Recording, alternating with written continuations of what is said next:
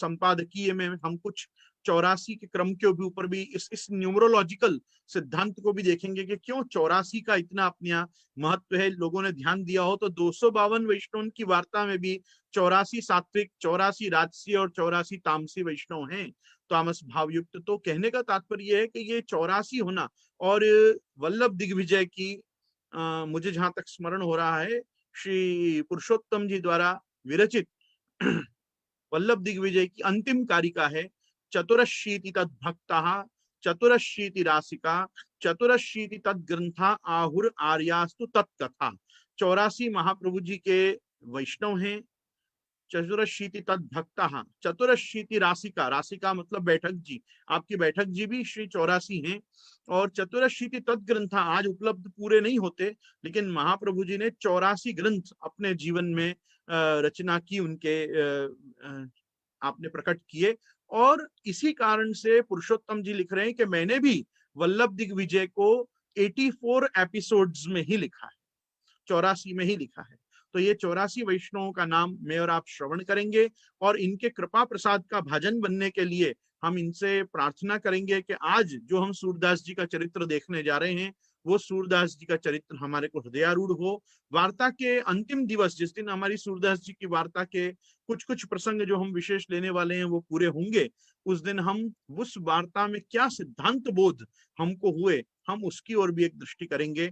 आइए, चतुरशीति वैष्णव नामावली स्तोत्रम अथ श्री विठ्ठलमहं वंदे स्वकीय जन वल्लभम चतुरशीति भक्तानां व्यक्तिम कुर्वे यथार्थतः। आप गोकुलनाथ जी लिख रहे हैं कि मैं श्री गोसाई जी के चरणारविंद को प्रणाम करता हूं, स्वकीय जन वल्लभम, जो स्वकीयों के प्रिय हैं, वल्लभ हैं, और चतुरशीति भक्तानां व्यक्तिम कुर्वे यथार्थतः, मैं उनके नाम लूंगा जो महाप्रभु जी के 84 वैष्णव हैं। श्री विठ्ठलमहं वंदे स्वकीय जन वल्लभम चतुरशीति भक्तानां व्यक्तिम कुर्वे यथार्थतः। दामोदरः कृष्णदासः पुनर्दामोदरस्तथा पद्मनाभश्च तुलसा पार्वती रघुनायक रजो पुरुषोत्तमो रुक्मिणी गोपाल दासकः सारस्वतो रामदासो गदाधर महांस्तथा वेणुमाधवदासश्च अम्मा क्षत्राणि वैष्णवी हरिदासश्च गोविंदो क्षत्री गज्जन धावन नारायणो ब्रह्मचारी क्षत्राणि जीवदासक देवा कपूर क्षत्री च दिनकर पुरुषोत्तमा मुकुंद प्रभुदासश्च प्रभु त्रिपुरदासकौ पूर्णमल्लो यादवेन्द्रो काश्मीरो माधवस्तथा गुसाईदास गोपालो पद्मा रावलकस्तथा जोशी पुरुषोत्तमो ज्ञेयो जगन्नाथ समान्वयः नरहरि राणा व्यासः क्षत्राणि रामदासकौ गोपालो कृष्णदासश्च प्रोहितो रामदासका बूला मिश्र रामानंदो विष्णु जीवन दासकौ सारस्वतो भगवान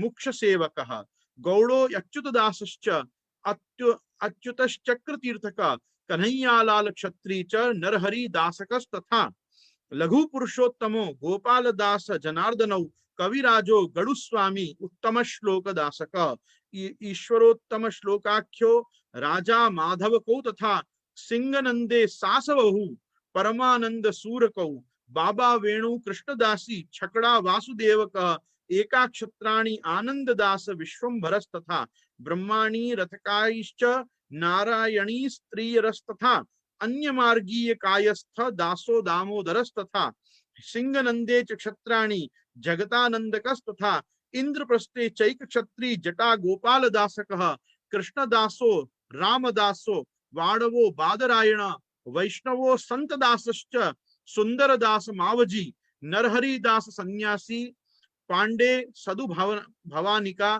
श्रीमदाचार्य भक्तानां नामानि बहुशस्तथा तथापि स्वात्म पाठार्थे लिखितानि क्षम्यतां वार्तायां परिबोध्यानि सर्वदा वैष्णवैर्जनैः इति श्रीमद् वल्लभाचार्य चतुरशीति भक्तानां श्रीमद् गोकुलनाथ जी कृत नामावली संपूर्ण।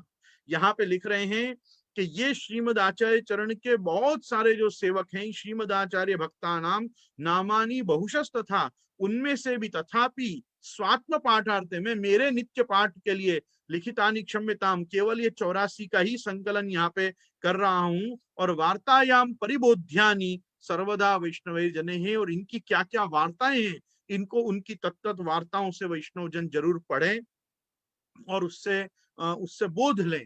कहने का तात्पर्य यह है कि आप श्री गोकुलनाथ जी का स्वरूप समझो कि श्री गोकुलनाथ जी का कैसा औदार्य है कि आप नित्य जो स्वयं सर्वोत्तम जी की टीका करता आचार्य हैं, वो भी आप श्री महाप्रभु जी के इन 84 सेवकों का नित्य स्मरण करते हैं, वो भी छंदोबद्ध पाठ के रूप में। आप पाठ के रूप में करते, क्या दैन्य है। आप देखो, विचार करो कि ऐसी दीनता का दर्शन और ऐसी दीनता आप में है, करी के हमको आज भाव प्रकाश में श्री हरिराय जी की वाणी में भी उनके सेवक रूप, उनके शिष्य रूप श्री हरिराय जी में भी हमको वो प्रकार का दैन्य भाव देखने को मिलता है। तो ये जो परंपरा है, ये श्रीमद आचार्य चरण, प्रभु चरण, श्री गोकुलनाथ जी, हरिराय जी, ये उसी क्रम से सब चला आ रहा है। तो मैं मानता हूं ये वैष्णवों की कृपा अपने ऊपर बहुत आवश्यक है। वैष्णव ही वैष्णव को, मतलब जैसे आचार्य चरण की वाणी में हम देखें तो आर्द्रार्द्रीकरणत्वम वैष्णवत्वम, एक से दूसरे को जो वैष्णव बनाए वही वैष्णव है। आज ये 84 वैष्णव हम पे कृपा करेंगे तो ही हमारे में पुष्टि मार्गीय वैष्णवत्व आएगा। बाकी तो श्रीमद् भागवत जी के महात्म्य में भी स्पष्ट लिखा हुआ है, नहीं वैष्णवता कुत्र संप्रदाय पुरस्सरा एवं प्रलयताम प्राप्तम वस्तुसारम स्थले स्थले।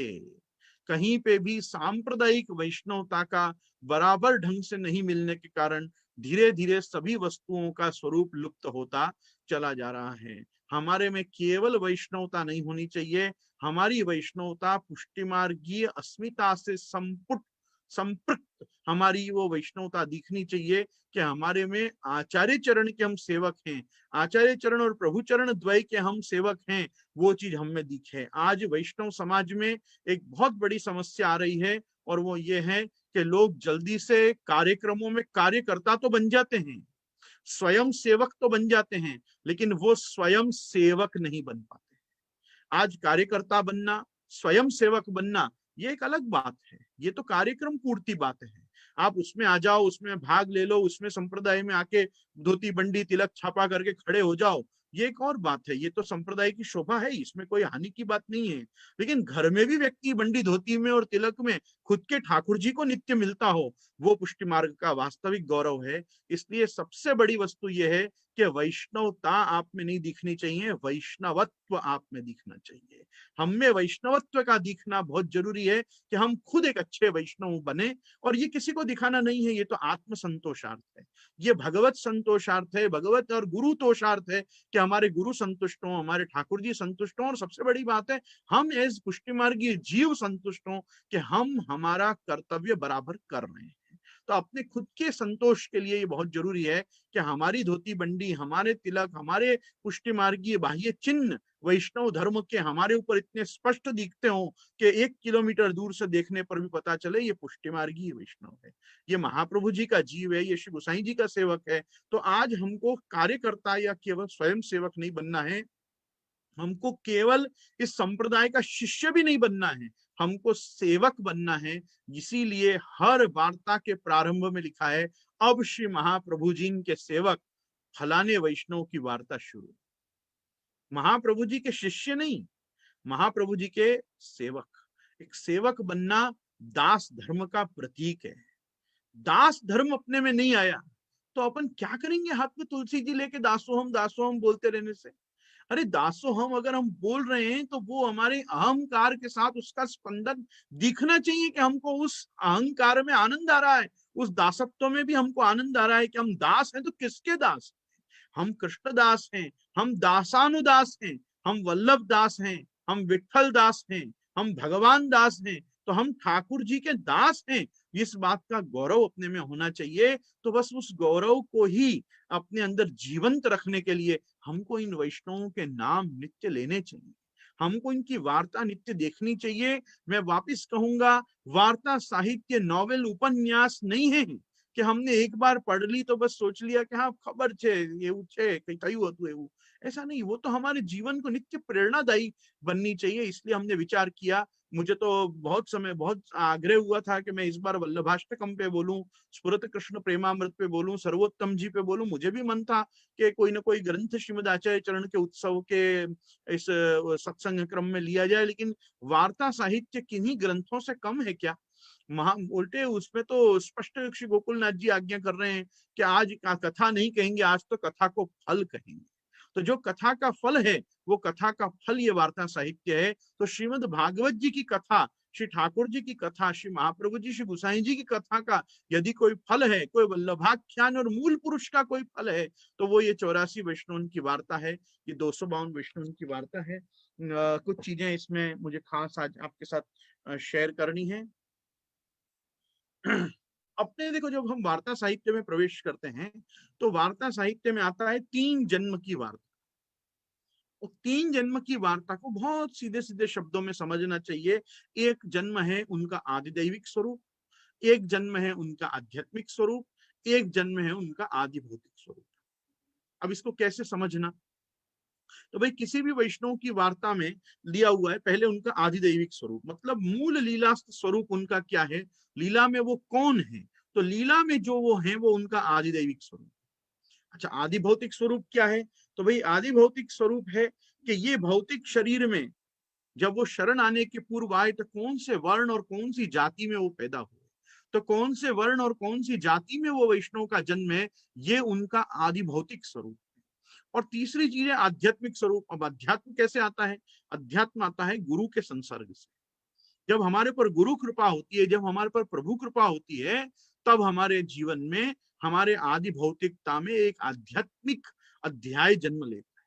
तो जो उन वैष्णवन के श्री महाप्रभु जी गुसाई जी के शरण आने के बाद की जो अवस्था है, वो अवस्था उनका आध्यात्मिक स्वरूप है। और शरण गमन के पहले की जो अवस्था है वो उनका आदि भौतिक स्वरूप है। और जो मूल स्वरूप है उनका, जो उनकी लीला स्थिति है, वो उनका आधिदैविक स्वरूप है। इस प्रकार से ये 84 वैष्णव की वार्ता 3 जन्म की भाव भावना के साथ बनी हुई है।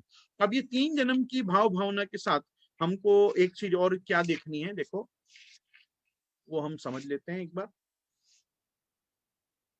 जैसे मैंने अभी आपके साथ जो शेयर की उस बात के अनुसंधान में हम सबसे पहली वार्ता से ही चलते हैं कि पहली वार्ता के प्रारंभ में हमको क्या बताया गया। जैसे मेरी बात हुई थी, हम कुछ न्यूमरोलॉजी इस 84 से रिलेटेड भी हम आज चर्चा करेंगे क्योंकि प्रासंगिक है। सूरदास जी हमारी राह देख रहे हैं और हम सूरदास जी के चरित्र में जाएंगे ही कैसे भी, लेकिन उसके पहले ये जानना बहुत जरूरी है कि ये जो 84 वैष्णव का सेट है, ये पूरा संपुट किस प्रकार से 84 के क्रम में ही बना हुआ है। तो यहां लिख रहे हैं कि हरिराई जी कृत भाव प्रकाश। अब 84 वैष्णव की वार्ता श्री गोकुलनाथ जी प्रकट किए, ताको भाव श्री हरिराई जी कहत हैं सो लिखित। हरिराई जी कृत भाव प्रकाश। अब एक वस्तु समझो कि हर वार्ता के पहले लिखा हुआ आता है अब 84 वैष्णव की वार्ता, अब श्री महाप्रभु जी के सेवक इनकी वार्ता, अब इनकी वार्ता। ये बार बार अब क्यों आता है? मतलब ये किसी प्रकार की एक धारावाहिक श्रृंखला का हिस्सा है। ऐसा नहीं है कि ये अचानक से शुरू हुई है। ये कॉन्क्लूडिंग एक एपिसोड है कि जो आया है सो लिख रहे हैं अब। ये अब का बड़ा महत्व है इन वार्ताओं में। सबसे पहले शब्द का मतलब श्री गोकुलनाथ जी की सभा में, श्री हरिराई जी की बैठक में, श्री हरिराई जी की सभा में जो नित्य सत्संग चल रहा है, उसमें कभी कृष्ण कथा चल रही है, कभी श्री स्वामी जी के प्रसंग चल रहे हैं, कभी निकुंज लीला वार्ता रहस्य वार्ता चल रही है, कभी भाव भावना चल रही है, कभी कुछ सेवा प्रकार विषय में चल रहा है, कभी सुबोधिनी जी की पोथी देखी जा रही है, कभी षोडश ग्रंथ देखा जा रहा है, कभी विद्वन मंडन ब्रह्मवाद के स्वरूप को समझा जा रहा है। और कभी कभी ऐसा आ रहा है कि अब श्री महाप्रभु जी के सेवक दामोदर दास जी की वार्ता, अब श्री गुसाई जी के सेवक इनकी वार्ता। ये अब का मतलब है कि इनके यहाँ सत्संग की नित्यता है।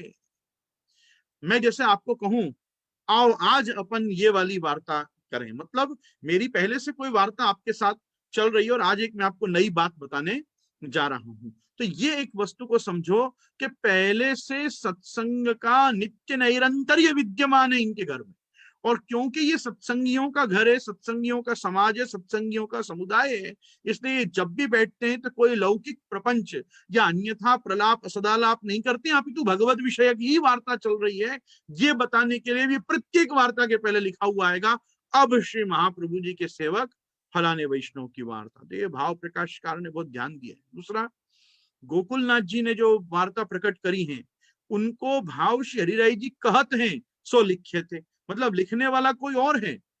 हरिराय जी आप स्वयं बैठ के नहीं लिख रहे हैं, हरिराय जी तो सत्संग के क्रम में जो वार्ता आपको गोकुलनाथ जी की लिखी हुई सुना रहे हैं उसको सुनाते ही चले जा रहे हैं वो तो। लेकिन कोई एक ऐसा बुद्धिमान व्यक्ति अपन सबों के सौभाग्य से वहां बैठा हुआ है कि जो श्री हरिराय जी के एक एक अक्षर को वहां पे उस समय लिख ले रहा है, ताकि अपन को श्री हरिराय जी का तो भाव प्रकाश खबर पड़े। अपने यहाँ प्रकाश शब्द का भी बड़ा महत्व है, भाव शब्द का तो महत्व है ही, रतिर देवादि विषया भाव इत्यभिधीयते, लेकिन प्रकाश शब्द का भी अपने यहाँ बड़ा महत्व है। क्योंकि देखो तत्वार्थ दीप निबंध की श्री महाप्रभु जी की खुद की टीका का नाम प्रकाश है। जब किसी ग्रंथ के ऊपर कोई विशेष विवेचन होता है, कुछ विशेष विस्तार होता है, तो उसको कहते हैं उस पर प्रकाश करना। विवृत्ति अगर श्री गोसाई जी आप लिखेंगे तो विवृत्ति के ऊपर भी जो टीका लिखी जाएंगी उनका नाम होगा विवृत्ति प्रकाश। तो प्रकाश हमेशा किसी चीज का टीका, टीका मतलब किसी चीज के व्यास के लिए, विस्तार के लिए, उसको और बड़ा रूप देने के लिए किया जाता है।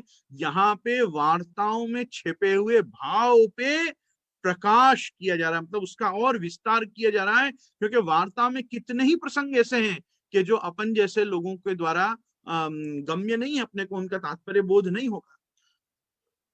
हरिराय जी कृपा कर रहे हैं। हरिराय जी क्या लिख रहे हैं? 84 वैष्णवन को कारण यह है जो दैवी जीव 84 लक्ष योनि में पड़े।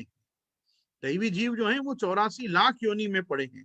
तिनमें ते निकासवे के अर्थ 84 वैष्णव किए।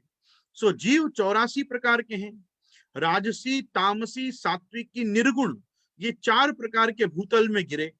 तामे ते गुणमय राजसी तामसी सात्विकी रहन दिए, सो श्री गोसाई जी उद्धार करेंगे। हरिराय जी आप समझा रहे हैं कि आचार्य चरण ने उनमें सात्विक राजस तामस भक्तों को छोड़ दिए। क्यों छोड़ दिए? क्योंकि उनके उद्धारार्थ तो श्री गोसाई जी पधारेंगे और उनका उद्धार श्री गोसाई जी आप करेंगे। श्री आचार्य जी बिना गोवर्धन धर रही न सके, ताते अपने अंतरंगी निर्गुण पक्षवारे 84 वैष्णव प्रकट किए। सो एक एक लक्ष्य योनि में ते एक एक वैष्णव निर्गुण वारे को उद्धार इन वैष्णवन द्वारा किए। मतलब 84 लाख योनि में से एक एक लाख योनि में से एक वैष्णव को लिया ताकि वो पूरी पूरी योनि का उद्धार हो। इस प्रकार से आपने 84 ही वैष्णवों का चयन किया। दूसरी बात बता रहे हैं, और रसशास्त्र में रसादिक विहार के आसन 84 वर्णन किए हैं। वात्स्यायन आदि ऋषि ने काम सूत्र आदि ग्रंथों में जो 84 आसन बताए हैं उनमें भी 84 की ही संख्या रखी गई। सो न्यारे न्यारे अंग के भाव रूप ये 84 वैष्णव रसलीला संबंधी निर्गुण हैं, ठाकुर जी के अंग रूप हैं। ये सब वैष्णव श्री ठाकुर जी के अंग रूप हैं। ताते शास्त्र रीति सो आसन 84 या भाव सो ये अलौकिक में 84 हैं। तीसरी बात, जैसे अपनी वार्ता हुई कि भक्ति शास्त्र के प्रवर्तक आचार्यों में से, सूत्राचार्यों में से नारद जी हैं।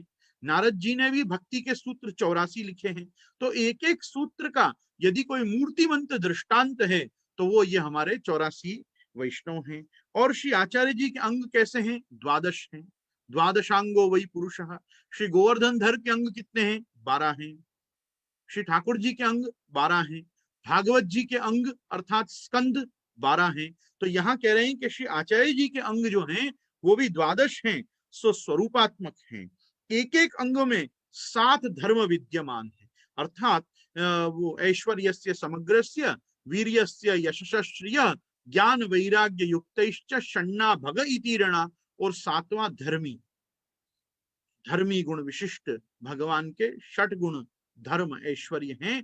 तो वो 7वां जो धर्मी गुण है वो धर्मी गुण से युक्त। इसके लिए तो पूरा स्फुरत कृष्ण प्रेमामृत ग्रंथ ही आप श्री गोसाई जी ने प्रकट किया, 7 श्लोकी जिसको कहते हैं। एक एक श्लोक में आपके एक एक धर्म बताए। तो धर्मी, यशस्वी, ऐश्वर्य, वीर, ज्ञान और वैराग्य, इस प्रकार से हम श्री महाप्रभु जी के तो ये 7 धर्मों को हम स्फुरत कृष्ण प्रेमामृत के पाठ से और उस पे श्री हरिराय जी की टीका से हम समझ ही सकते हैं, आपकी कृपा हो तो उस प्रकार से यहाँ कह रहे हैं कि एक एक अंग में 7 धर्म हैं। तो कई ऐश्वर्य, वीर्य, यशस्वी, ज्ञान, वैराग्य 6 धर्म और एक धर्मी 7वां, या प्रकार 12 सत्य 84 वैष्णव हैं। श्री आचार्य जी के अंग रूप अलौकिक सर्व सामर्थ्य रूप ये वैष्णव हैं। आचार्य जी के अंग रूप ये वैष्णव हैं, अर्थात एक एक अंग में रहे हुए जो 7 धर्म विशिष्ट गुण हैं, उन गुणों की जिन पे कृपा हुई है और जो एक एक गुण उनमें प्रकट हुआ है श्री महाप्रभु जी का, वो ये 84 वैष्णव हैं। और साक्षात पूर्ण पुरुषोत्तम की लीला जो है वो कैसी है कि 84 कोस ब्रज में फैली। कितने में फैली है? 84 कोस। 84 कोस मतलब आज के भाषा में क्या हुआ? 252 किलोमीटर। किलोमीटर की संख्या में भी वो कैसे आता है? 252 में ही आता है, क्योंकि 3 किलोमीटर का एक कोस बनता है। तो 3 किलोमीटर का एक कोस हुआ, तो 84 कोस कितने किलोमीटर हुआ? 252। तो देखो यहां भी आ गया 252 84। तो ये कह रहे हैं कि और साक्षात पुरुषोत्तम की जो लीला है वो 84 कोस में है। सो एक एक जीव को अंगीकार करी, दैवी जीव जो 84 लक्ष योनि में गिरे हैं तिनको उद्धार करी। 84 कोस ब्रज में जो जीव जा लीला संबंधी हैं तिनको तहा प्राप्त करवे के अर्थ 84 वैष्णव अलौकिक ये श्री महाप्रभु जी ने प्रकट किए। यह भाव थे 84 वैष्णव श्री आचार्य जी के हैं, ये भाव से। सो एक दिन श्री गोकुलनाथ जी 84 वैष्णवन की वार्ता करत कल्याण भट्ट आदि वैष्णवन के संग रसमग्न हो गए। सो सुबोधनी जी की कथा कहन की सुधी नहीं। सो अर्धरात्रि हो गई। तब वैष्णव ने गोकुलनाथ जी सो विनती करी, जो महाराजा धीराज आज कथा कब कहोगे? अर्धरात्रि है गई। तब श्री मुक्त गोकुलनाथ जी ने कही, जो आज कथा को फल कहत है, वैष्णव की वार्ता में सगरो फल जानियो। वैष्णव उपरांत और कछु पदार्थ नहीं है। यह पुष्टि मार्ग है, सो वैष्णव द्वारा फलित होएगो। यह पुष्टि मार्ग है, सो वैष्णव द्वारा फलित होएगो। वांछा कल्पतरुभ्यश्च कृपा सिंधुभ्य एव च पतितानां पावनेभ्यो वैष्णवेभ्यो नमो नमः। वांछा कल्पतरु हैं, ये तो साक्षात कल्प वृक्ष है वैष्णव। डिजायर ट्री है, डिजायर ट्री। आप जो चीज चाहो ये वैष्णव कृपा करके अपने को दे सकते हैं, क्योंकि ये तो श्रीमद आचार्य चरण के अंग रूप हैं। पुष्टि कायेन निश्चय। ये पुष्टि सृष्टि की उत्पत्ति कैसे हुई है? तो इच्छा मात्रेण मनसा प्रवाहम सृष्टवान हरि, वचसा वेद मार्गम ही पुष्टि कायेन निश्चय। और उसमें भी विशेष करके किसकी काया? साक्षात आनंदाय नमः, परमानंदाय नमः, श्री कृष्णास्याय नमः, कृपानिधये नमः। आज उनकी काया में से ये उत्पन्न हुए हैं, पुष्टि कायेन निश्चय। ये 84 तो परम भाग्यवान महाभाग्यवान है, और इनकी वार्ता हमको आज प्राप्त हुई है, तो हमारे भाग्य में भी कोई कमी नहीं है। हम भी परम सौभाग्यवान हैं इस कारण से, क्योंकि आज भी ऐसे काल में 500 वर्ष बाद भी हम इनके दिव्य चरित्रों को उसी प्रकार पढ़ पा रहे हैं, जैसे प्रहलाद, नारद, पराशर, पुंडरीक, व्यासांबरीश, शुक, शौनक, भीष्म, दालभ्यान, रुक्मांगदार्जुन, वशिष्ठ, विभीषण आदि पुण्यानिमान भागवतान स्मरामी। तो जैसे परम भागवतों का स्मरण हम श्रीमद भागवत आदि वैष्णव शास्त्रों के द्वारा आज भी कर पा रहे हैं पौराणिक काल के लोगों का, उसी प्रकार से ये भी हमारे, ये समझो कि 500 वर्ष का अंतराल तो हमारे लिए पुनश्च एक प्रकार का पौराणिक काल है। तो ये पौराणिक काल बार भी बलिर्विभीषणो भीष्मो प्रहलादो नारदो ध्रुवा षडेते वैष्णवास्तेषाम स्मरणम पापनाशनम। 6 वैष्णव का नाम और उनकी लीलाओं का स्मरण करने से यदि सगरे पाप नष्ट होते हो, तो सोचो कि 84 वैष्णवन के चरित्र का अवगाहन करने से कौन से आग और कौन से पाप अपने में शेष रह जाएंगे। आज